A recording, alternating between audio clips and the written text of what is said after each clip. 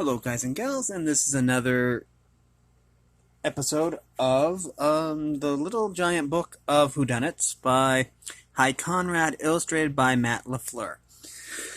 And we left off with, I put in a bookmark, the shortcut robbery, but that's the end of the last episode. We are ready for the one called The Locked Room. Now we are going to, get rid of that. Anyways, and this is where we're going to start. Scooch it a little bit closer, and let's get this underway. The Locked Room. Again, this is by Conrad and illustrated by Matt LaFleur, and I like it. It's cool. Anyways, I'm changing my will, Abigail Wallace announced. Her 4 children might have been adopted, but they were just as spoiled and ungrateful as any natural offspring. Tomorrow I'm cutting you all off without a cent. And with that satisfying but reckless statement, Abigail rose from the dining room table and headed up to her bedroom. No one was surprised when a gunshot rang out 2 hours later. The only surprise was that it had taken so long. I was downstairs reading, Manny later told the police. As soon as I heard the shot, I ran upstairs and down the hall to Mother's room. It was locked from the inside. Mo had also been downstairs in the kitchen. I ran up the back staircase. Manny was already at Mother's door, pounding and calling out her name. Okay, and then I guess that's Abigail scolding her children. I was in my own room at the far end of the hall, said Jack, the third child to arrive at the scene. I suggested looking through the keyhole, but Manny and Mo decided to put their shoulders to the door instead. After a few tries, the door jamb cracked open, and the sons rushed in to find Abigail Wallace seated in her chair, her hand flailing limply over the armrest with the gun on the rug right below. The boys heard a gasp and turned around to see their sister, Sheila, behind them in the doorway.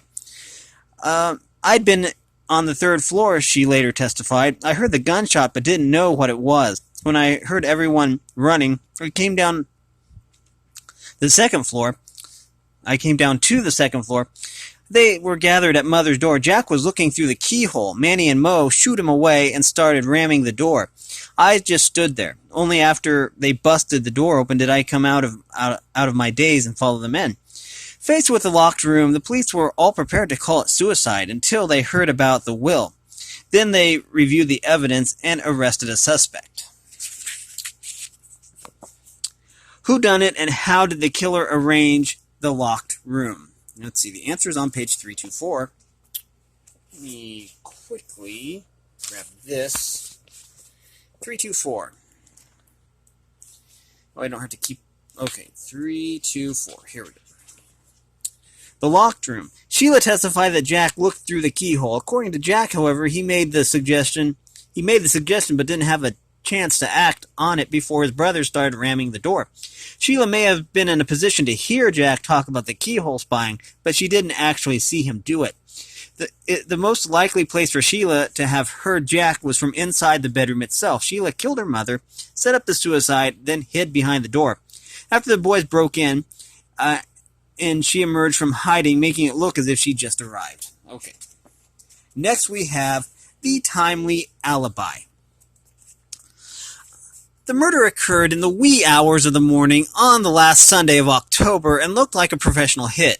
The victim, Sol Wintraub, ran a garbage collecting business that was going in direct competition with a mob-owned company. Days after winning a contract with the city's convention center, Sol was found dead in his suburban home. The killer had broken into the man's home, shot him once in the head with a silencer equipped .38, and left taking no valuables. It was now early November, and the police were no closer to finding the killer. The medical examiner was placing the time of death at between 2 and 3 a.m., but the mob's most reliable enforcers all had alibis. Johnny Dum Dum Falco had been out on the town that Saturday night. Witnesses saw him at the Tropicana Club until 2 a.m. Other witnesses, just as reliable, placed Dum Dum at a nearby tavern from 3 a.m. until closing. No matter how the police timed it, the murder scene was was a good 40 minutes away from both the Tropicana and the tavern. Victor Conroy's alibi was even better. He'd been a patient at Mercy Memorial. The young hitman had been in a minor car accident and was being held overnight. A nurse checked his room every hour all night. Mercy Memorial was also nearly 40 minutes from the crime. The third suspect had been at work. A dozen co-workers placed Juan Garcia at his night job, in a cement factory. He'd punched in at midnight, eaten lunch on the premises, and punched out Sunday morning at 8, with an hour's worth of overtime. The mob must have brought in someone from outside, the chief detective told his wife one evening. Either that, or we have some lying witnesses. Not necessarily, his wife replied. On what date did the murder take place? The detective told her. Well, she said with a smile, I can think of a way the killer could have done it. There's a hole in one of their alibis. Whose alibi and who done it? Let's see. It's on page 343. Here we go. Oh. First of all, though, let me put this in so I don't have to find the page again. There we go. Okay. The Timely Alibi. The detective's wife had noticed that Juan Garcia's overtime. Why would a man working an 8-hour shift get an hour's worth of overtime?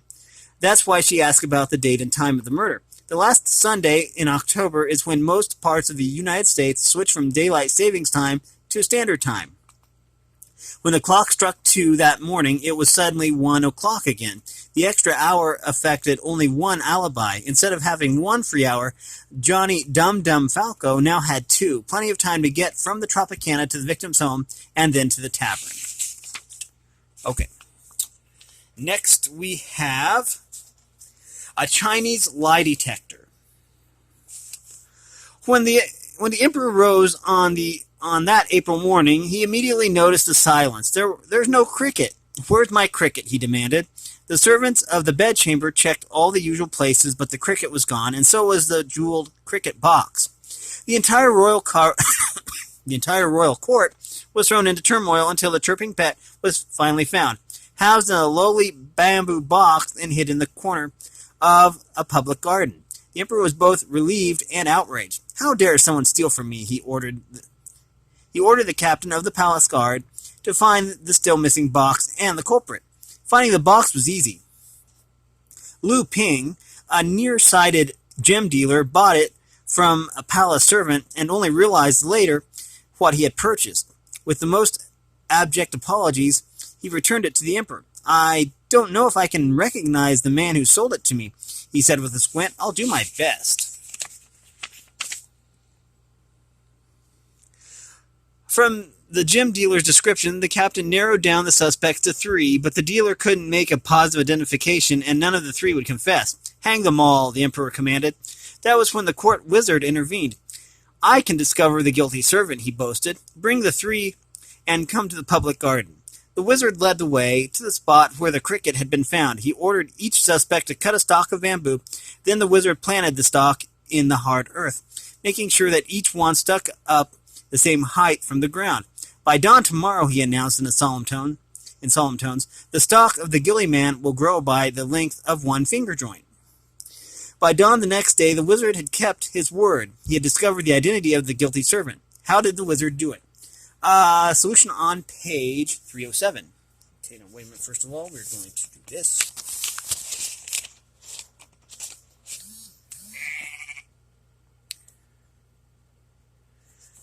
Okay. 307. Chinese Lie Detector. At dawn the next day, the emperor's court returned to the public garden, and they were amazed to find that not one but 2 of the bamboo stalks were higher.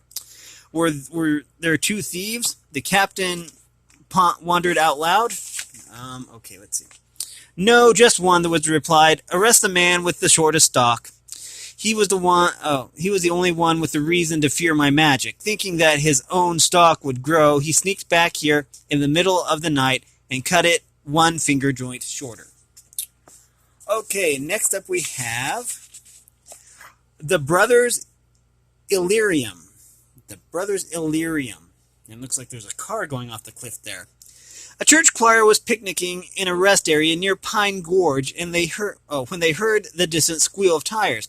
The choir members gazed out over the winding ribbon of road in time to see a red convertible slam through the guardrail and sail out into the steep gorge. The driver was thrown clear of the vehicle seconds before impact. Miraculously, there was no explosion.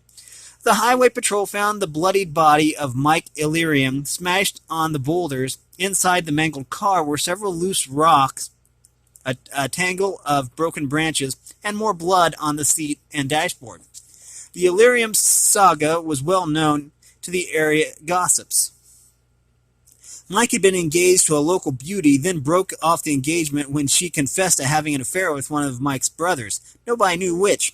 The authorities visited the Ilirium Lodge, a half-mile up the road from the accident. Mike's two brothers seemed devastated by the news. Mike was in a funk, Dirk testified. He'd been drinking all morning. Finally, he just grabbed his car keys and left. I yelled after him not to drive. I didn't hear any motor, so I thought he'd listened. Then a couple minutes later, I heard his car peel out.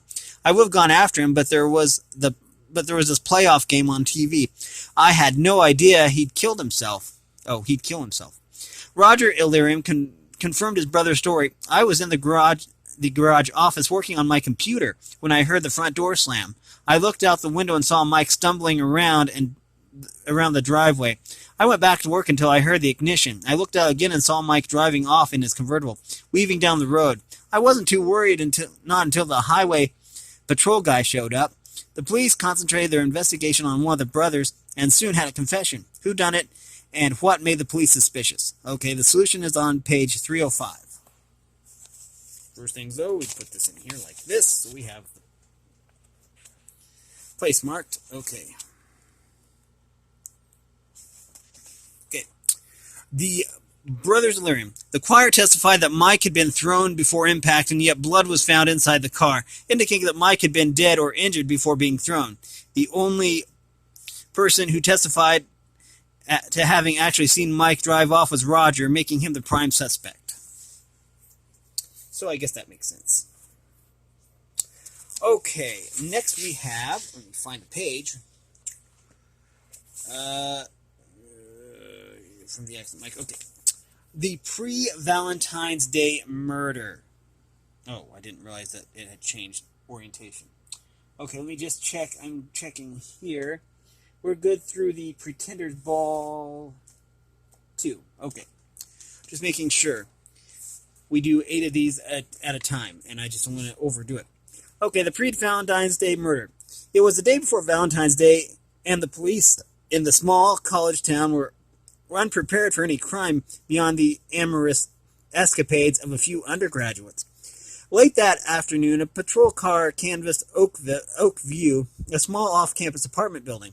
The officers found the body of Gilly Tarpon, a homeless drifter. He was a nondescript man of normal build, lying in the shelter of an open garage bay. The officers made an inventory of Gilly's possessions. A wristwatch, looking new except for a vertical crease on the leather band inside the clasp, a box of chocolates with half the contents eaten, and a crumpled pre-printed note saying, "Be my Valentine." The authorities assumed it was a natural death caused by exposure to the February chill. But then the mandatory autopsy came back. There was poison in the homeless man's system, and an identical poison was found in the remaining candy. The police interviewed 3 Oakview residents, hoping for some clue as to why anyone would poison a homeless drifter. "I used to talk to him," said Brick Darden, the school's star fullback. "He was always hanging around, bumming cigarettes and loose change. The guy had absolutely nothing, but he was harmless." Sawyer Prescott III had a less charitable opinion. "He was a thief," sniffed the heavy-set millionaire student. "A ring disappeared from my apartment. The very next day I saw it in a pawn shop. The shop owner said he forgot who sold it to him, but I knew it was that Gilly character." Peter Peaver, that's an interesting name, held the opposite opinion. "Sure, he begged money," said the featherweight math major, "but Gilly was basically honest. We often forgot to lock our apartments, and I never found anything missing. A homeless guy's poisoned with candy chocolates on the day before Valentine's Day, the homicide captain thought aloud. I have a hunch how it happened, and a pretty good idea of who did it, who done it, and what made the captain suspicious. Okay, the solution is on page 334. Again, we're going to mark this page. Okay, so now we need to find page 334.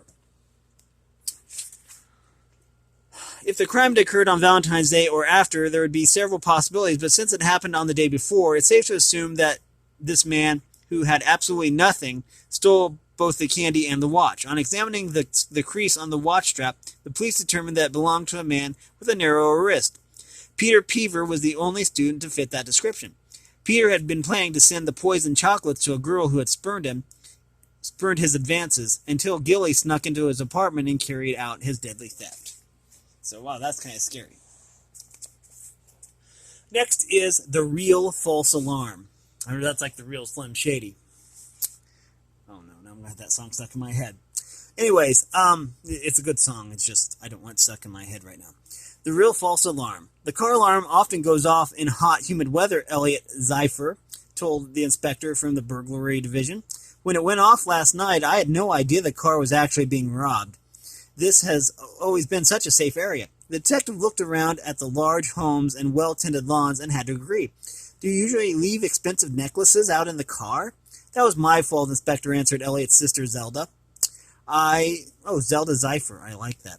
I just bought the necklace back from the jeweler. I just brought the necklace back from the jeweler. We were halfway through dinner when I remembered where it was. Neither Elliot nor I had the energy to go get it. I went right from dinner up to my room. With the windows closed and the air conditioner on, I could barely hear the horn start blaring. I assumed it was just the usual false alarm. Elliot had been downstairs when the car began its wailing. He felt just unsure enough about the necklace to go out and check. The front passenger window had been smashed out with a rock, he said. I checked under the passenger seat. That's where I remembered Zelda placing the necklace case, but it was gone. The only other person in the house that night had been Martha, the maid. She confessed as much as she could. She confirmed as much as she could of their stories, then added her own. As I was clearing the dinner table, I thought I saw something moving out in the garden.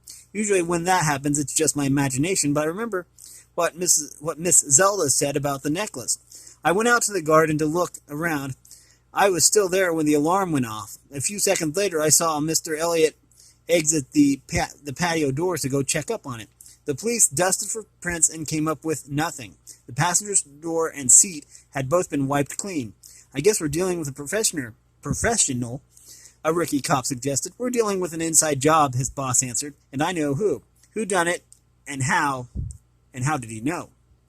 Okay, solutions on page 335. Okay, again, we're going to put this in like this. Oh, 335, here we are. Turn right to it. The real false alarm. Two facts pointed the inspector in the right direction. A, Martha didn't hear the smashing of the car window. B, Elliot said that he had looked under the front passenger seat for the necklace case, yet his prints were not there, not even on the car door handle. When the alarm went off by accident that night, Elliot seized the opportunity, smashing the window and stealing his sister's necklace. The alarm covered up the sound of the breaking glass, but Elliot's big mistake lay in wiping away his prints. Sometimes fingerprints can prove you're innocent. Okay, next we have airport insecurity. Phil Moretti hated it when tourists got murdered. It reflected badly on New York City, on Kennedy Airport, and especially on him, chief of airport security. Somehow it didn't seem as bad when the victim was local. In this case, it was a businessman on a flight from Chicago. He had barely gotten off the plane at 3:45 p.m. A passerby found him stabbed to death in the men's room just a few feet from the arrival gate. The body had been robbed, no jewelry, and though the wallet and credit cards had been left behind, there was no cash. 3 suspicious characters had been seen loitering by the gate barely 15 minutes passed from the time the body's discovery before all 3 were brought in for questioning. The first suspect was Abe Grisham, a petty criminal with a long rap sheet. "I was just seeing off a friend," he said, as he nervously twisted the silver and onyx ring on his finger. "After her flight took off, I just hung around. I like airports." The second was Johnny Ambrose, who had 1 prior arrest for grand theft auto. "I was here to pick up a friend, but his flight was canceled. I was just wasting time here till my next appointment." Johnny checked his watch. Is this going to take much longer? "I got a 4 o'clock meeting way up in the Bronx and I can't be late." The last man interviewed was Doogie Weber, a suspected member of the Cordoba crime family. One of the employees here owes me some money. I can never find the guy at home, so I tracked him down at work. That's why I got so much cash on me. I took the guy to an ATM and he gave me a payment on his debt." Security Chief Moretti listened to all 3 stories, then pointed to one of the suspects. "This one we need to question further. The other 2 can go." Whom did Moretti suspect and why? Okay, the solution is on 301. Again, we're going to bookmark this page. 301. There we go. Airport Insecurity. Chief Moretti had been momentarily puzzled by Johnny's schedule. It was already after 4 p.m., and yet when Johnny checked his watch, he talked about trying to make it a 4 o'clock meeting way up in the Bronx.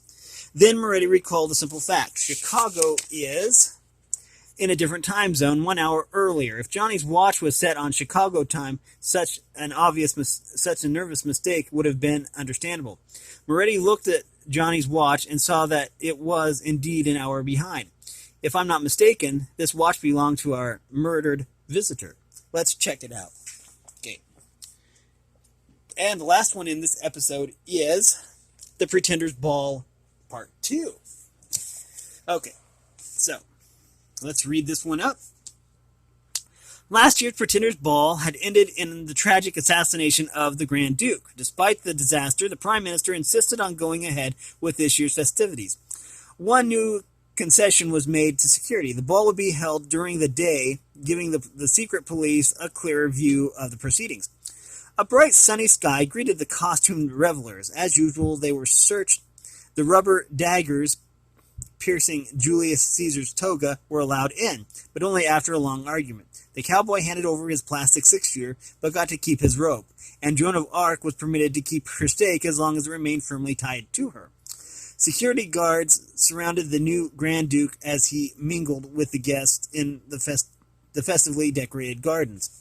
The orchestra was in top form, and the ball proceeded without a hitch until fire broke out in the Royal Archives.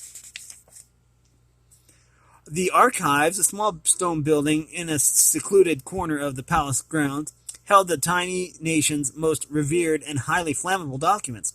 The fire was soon put out, but the documents had all been irretrievably ruined. A strong psychological victory for the rebels. Hercules, chief of the secret police, borrowed a magnifying glass from Sherlock Holmes, royal stable master, and examined the damaged archive building. A stream of sunlight poured through the archive's only window, still intact and locked from the inside, and the only key to the only door was safe in the Duke's jacket pocket.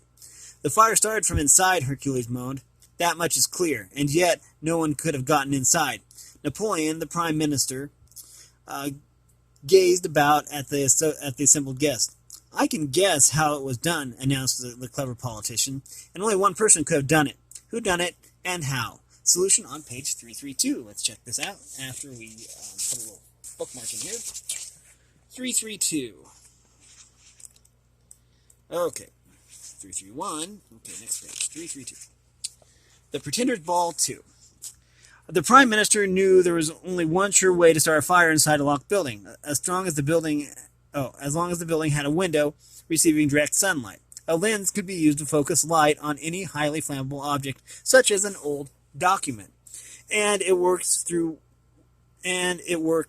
window glass. The only costume guest who had come prepared with just such a lens was the Royal Stable Master Sherlock Holmes.